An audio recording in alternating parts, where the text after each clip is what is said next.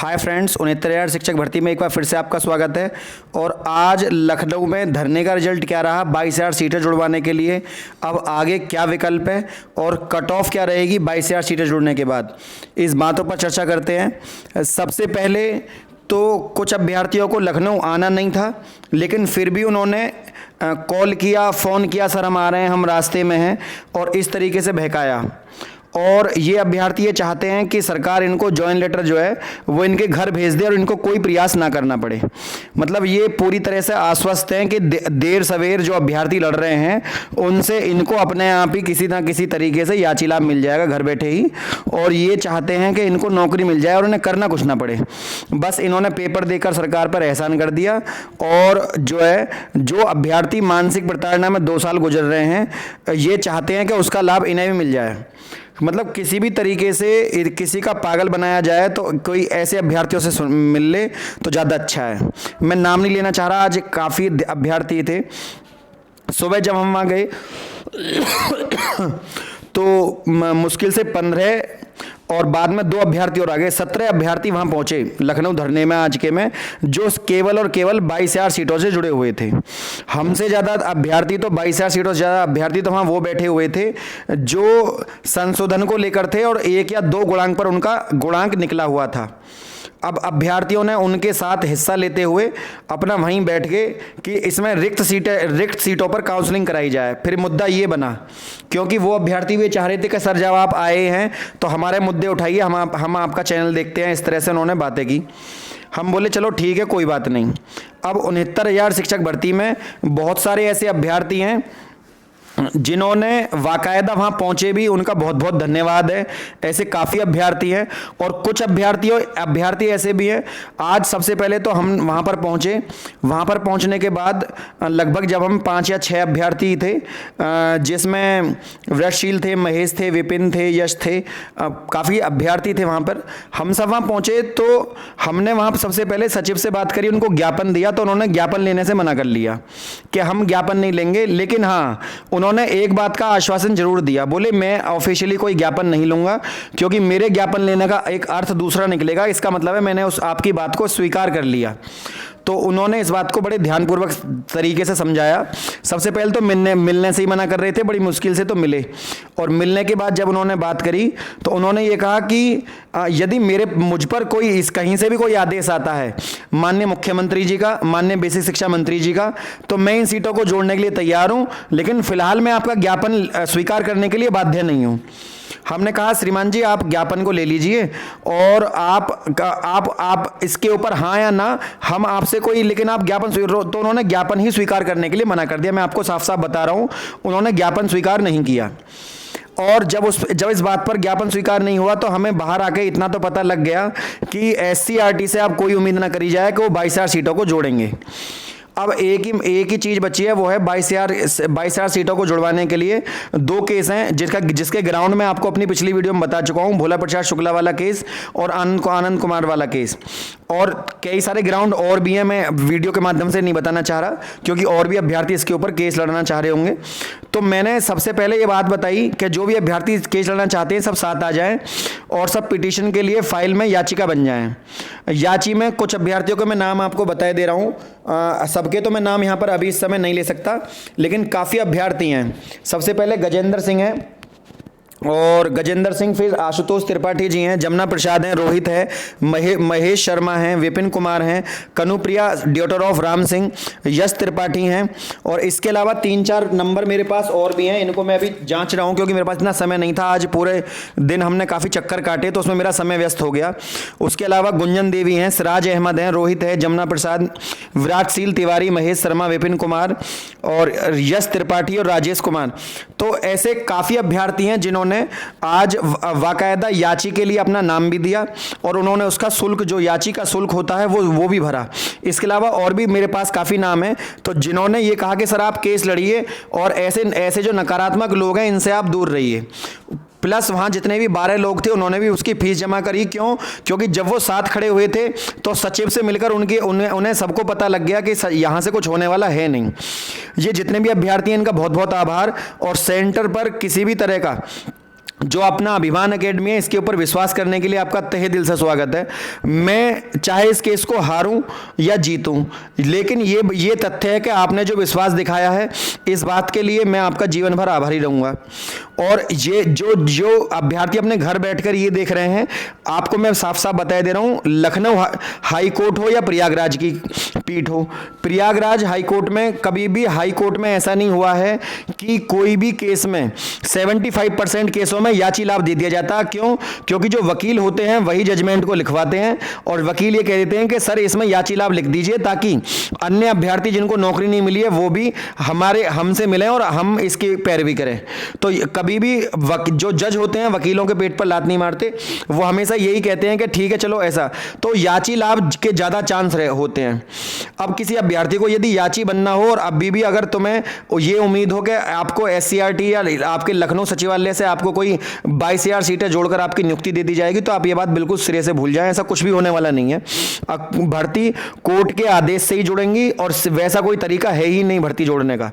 तो यहां पे कुछ नहीं होने वाला है। लखनऊ कोर्ट जो इलाहाबाद हाई कोर्ट है उसके माध्यम से आपकी सीटें जुड़ेंगी, और वही एक पहला और आखिरी माध्यम वही है। या तो ये होता कि जितने अभ्यर्थी वहां इकट्ठे हुए थे ये वहां ना होकर, मैंने पहले ही बताया था कि जो बेसिक शिक्षा मंत्री जी हैं सतीश द्विवेदी जी, लेकिन वो भी इस बात को मना कर देते, क्योंकि वो सचिव से परामर्श लेते और वो उनको यही परामर्श देते। कोई भी सरकार इन भर्तियों को आगे कैरी फॉरवर्ड करके उनसे धन कमाना चाहेगी। तो मैंने उनसे ये भी कहा था कि प्रदेश में 2,40,000 पद खाली पड़े हैं, आप उन पर भर्ती निकाल लीजिए। लगभग 1 लाख या 1.25 लाख भर्ती निकालिए 2,40,000 में से। यदि 60% पर पास हुए प्रत्येक अभ्यर्थी को आप नौकरी दे भी देंगे तो फिर भी सीटें खाली रह जाएंगी श्रीमान जी। तो उन्होंने इस बात पर बात करने से ही मना कर दिया कि ये विभाग का काम है, आपका काम नहीं है। तो कुल मिलाकर वार्ता उन्होंने बहुत अच्छी करी और समझाया भी, लेकिन उन्होंने ये बता दिया कि ये उनके अधिकार क्षेत्र में नहीं आता। तो हमें पता लग गई कि ये क्या कहना चाह रहे हैं।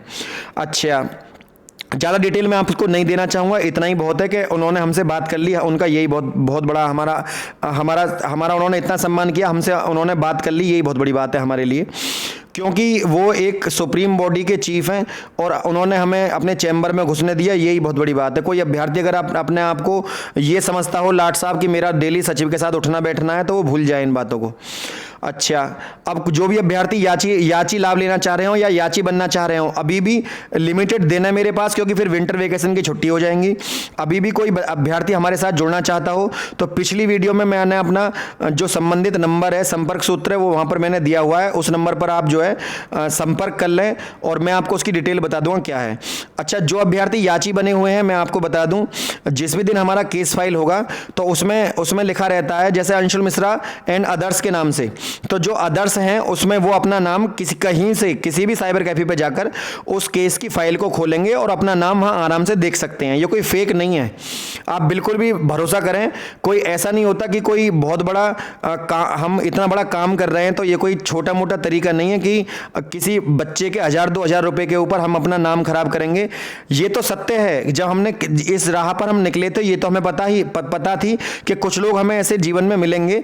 कुछ अभ्यर्थी क्या कर रहे हैं, चालाकी करने के लिए केवल अपना सुपर टेट का रिजल्ट भेज दे रहे हैं और हाय हेलो और गुड इवनिंग सर लिख के भेज दे रहे हैं। उनको लगता है कि मैं उनको याची में, जब तक भाई आप किसी चीज़ की फीस नहीं भरेंगे तो आपको नहीं लगता कि मैं इतने बड़े केस को लड़ने जा रहा हूं तो मैं ऐसी गलती नहीं करूंगा, जिस बच्चे की फीस नहीं आई उसका नाम नहीं लिखूंगा। तो ऐसी चालाकी आप क्यों कर रहे हैं? एक ने पुराना किसी का पेमेंट भेज दिया और बोला सर आपको पेमेंट भेज दिया, चेक कर लीजिए। बाद में मैंने उससे बताया भाई इसकी डेट तो देख ले कम से कम। तो ये ऐसे काम ना करें आप कृपा करके, ये शोभा नहीं देता एक शिक्षक को। यदि आप जुड़ रहे हैं तो मन से जुड़िए, ऐसे छल वाले काम मत करिए, ये अच्छा नहीं लगता। और बार बार आप मैसेज कर रहे हैं तो क्योंकि आप एक इतना बड़ा केस लड़ने जा रहे हैं, आप लोगों के माध्यम से हमको हौसला मिला है। कुछ लोग तो बड़े ही बहुत ही अच्छे लोग हैं जिन्होंने बिल्कुल, मैं उनका मैसेज भी आपको दिखाऊं तो आप ये कहेंगे कि जीवन में ऐसे लोग मिलते हैं तो जीवन धन्य हो जाता है। बहुत ही उत्तर प्रदेश बीएड संघ के भी मेंबर रहे हैं वो। तो ऐसे लोग अगर हमारे साथ जुड़े तो बड़ा बल मिलता है। और मैं आपको बता दूं, इसके अलावा कोई दूसरा तरीका नहीं है भर्ती जुड़वाने का। और जो अभ्यर्थी वहां धरना दे रहे हैं उनका भी कुछ नहीं होने वाला। क्योंकि अंदर से जब तक कोई आदेश नहीं आता तब तक कुछ चीजें शासन स्तर से चीजें चल रही हैं, कोर्ट के अलावा किसी दूसरे की बात नहीं वहां सुनी जा रही, कोर्ट के माध्यम से ही सारे काम हो रहे हैं। आप समझ लीजिए, इससे पहले जो धरना हुआ था उसमें काफी अभ्यर्थी पहुंचे थे, तो वो चीजें लीगल ग्राउंड्स थी तो उनको मान लिया। उस पर जब संशोधन तब अभ्यर्थी, क्योंकि हम इस बात पर चुप लगाए, क्योंकि भाई किसी को अगर लाभ मिल रहा है तो हमें क्या परेशानी है, तो हम वहां से जो है अपना आगे, और हमने फिर सोचा कि इसके ऊपर लीगल ग्राउंड बनाया जाए और आराम से, क्योंकि हमें तो पहले ही पता था केस होना है, लेकिन फिर भी धरने में। अच्छा, कुछ अभ्यर्थी कल भी पहुंच रहे हैं, वहां परसों भी पहुंच रहे हैं, तो कृपया करके मैं तो वहां नहीं मिलूंगा, लेकिन आपको और अभ्यर्थी जो लखनऊ के ही हैं, बेसिक लखनऊ के रहने वाले हैं, वो आपको वहां डेली मिलेंगे बैठे हुए, तो आप उनसे संपर्क कर लें कृपया करके।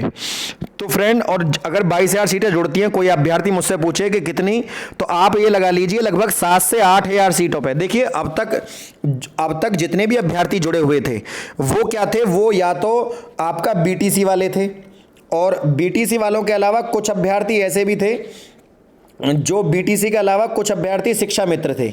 तो जो शिक्षा मित्र हैं और जो शिक्षा मित्र हैं और जो बीटीसी वाले हैं, इनका एकेडमिक बहुत अच्छा होता है। अब जितने भी थे ये तो बिन लिए सब, ये तो इनका सबका तो सिलेक्शन हो गया। अब जो बचे वो बचा बीएड का बच्चा। अब जो बीएड का बच्चा बचा है, उनमें जिनके हायर मेरिट थे वो भी लग गए, तो ये मेरिट अचानक गिरेगी। मैं आपको बताऊं क्यों, क्योंकि अब से 10 साल पहले जो बच्चे जो बीएड करके आए हैं उनका एकेडमिक कितना है, ज़्यादा से ज़्यादा 19, 20, 21, 22, 23, ज़्यादा से ज़्यादा, इससे ज़्यादा 24, इससे ज़्यादा एकेडमिक नहीं है। सुपर टेट में भी उनके अच्छे नंबर नहीं है।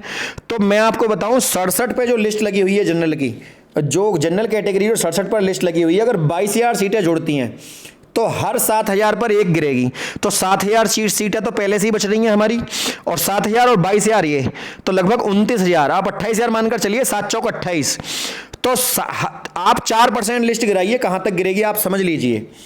जो पहले जनरल कैटेगरी की लिस्ट 67.1 पर गिरी थी, ये 63.1 पर चली जाएगी, 4% गिरेगी। ओबीसी की जो लिस्ट है ये भी अचानक गिरेगी, क्योंकि इसमें से भी हायर मेरिट के चुन गए, बाकी नीचे के मेरिट के रह गए हैं। ये चीजें भी हमें आज वहां लीगल बेस से पता लगी हैं, तो ये मैं आपको बिल्कुल सही चीजें बता रहा हूं, ऑथेंटिक। ओबीसी की लिस्ट जो पहले 66.7 पर लगी थी, ये आपका 62.7 पर चली जाएगी, क्योंकि नीचे भारी भीड़ है। फिर देखिए, जितना नीचे आप आते हैं उतनी भीड़ बढ़ती चली जाती है, तो कम से कम आप इतना तो मानकर ही चलिए। अभी आपको लगता है कितने अभ्यर्थी हैं, आपको बताऊं मैं 59, 60, 61 पर ओबीसी के 62 तक ओबीसी के बच्चे बहुत सारे भरे पड़े हैं, जनरल के भी बहुत सारे भरे पड़े हैं। जितना नीचे जाओगे भीड़ उतनी मिलेगी, जितना ऊपर से नीचे को आ रहे हो 5,000, 6,000, 7,000 पर अचानक मेरिट गिरेगी। अच्छा, जो एससी का बच्चा है इसका 57, 58 प्लस वाले का यहां पर सिलेक्शन होगा, और पीएच कैटेगरी वाले का भी, तो आप समझ लीजिए 60, 61, 59 तक पीएच कैटेगरी के वाले बच्चे का सिलेक्शन हो जाएगा। लेकिन कृपया करके हौसला रखिए और मेहनत करिए जीवन में। किसी ने कहा है कि हिम्मत मर्दा तो मदद खुदा, आपको मेहनत करनी चाहिए। हम अपनी तरफ से पूरा प्रयास कर रहे हैं, नकारात्मक बातें ना तो सोचें और ना करिए कृपया करके। और जिन अभ्यर्थियों को बात अच्छी न लगे, ग्रुप छोड़कर जा सकता, कोई दिक्कत नहीं है, भरोसा ना हो तो भी जा सकते हैं, कोई प्रॉब्लम नहीं है। लेकिन कृपया करके ऐसे काम ना करें आप, जिससे आगे भी आपकी जो आप कभी कॉल करें, भविष्य में कोई मैसेज करें तो आपका नंबर देख के ही मुझे ब्लॉक मानना पड़े, क्योंकि आप जो फेक काम करते हैं वो शोभा नहीं देते शिक्षक को। और भी ये बहुत बड़ा शुक्रगुजार हूँ मैं ऐसे चैनल्स का, यूट्यूबर्स का, उन्होंने हमको बहुत सपोर्ट करा, जिनमें बहुत ही अच्छे मैं चैनल का नाम ऐसे लिया नहीं जाता, लेकिन वाकई में ही बहुत अच्छा काम किया है। 22,000 सीटों को जुड़वाने के लिए बहुत अच्छे से प्रयासरत हैं, और वो अपने स्तर से आवाज़ को उठा रहे हैं। और ये कुछ अभ्यर्थी जो मीडिया से जुड़े हों, मैं चाहूँगा कि वो इस तरह का एक आंदोलन करें, और जो भी अभ्यर्थी मेरे व्यूअर्स हैं वो सभी अभ्यर्थी आगे आएँ और सहायता करें केस को लड़ने में। और इसके अलावा भी ट्विटर पे, सोशल मीडिया में जो ये तो पक्का है, 10 आदमी वहां खड़ा होने से अच्छा है कि 100 आदमी ट्वीट कर दें घर बैठे, तो भी बहुत बड़ी बात होती है, क्योंकि वहां जाने का भी कोई रिजल्ट नहीं निकला, ये बात तो पक्की है। या तो वहां पूरी भीड़ इकट्ठी हो, 10-15 लोगों से वहां कुछ नहीं होता। तो फ्रेंड, यदि वीडियो आपको अच्छी लगी हो तो वीडियो को लाइक, शेयर और चैनल को सब्सक्राइब करना ना भूलें। आज के लिए इतना ही। जय हिंद, जय भारत।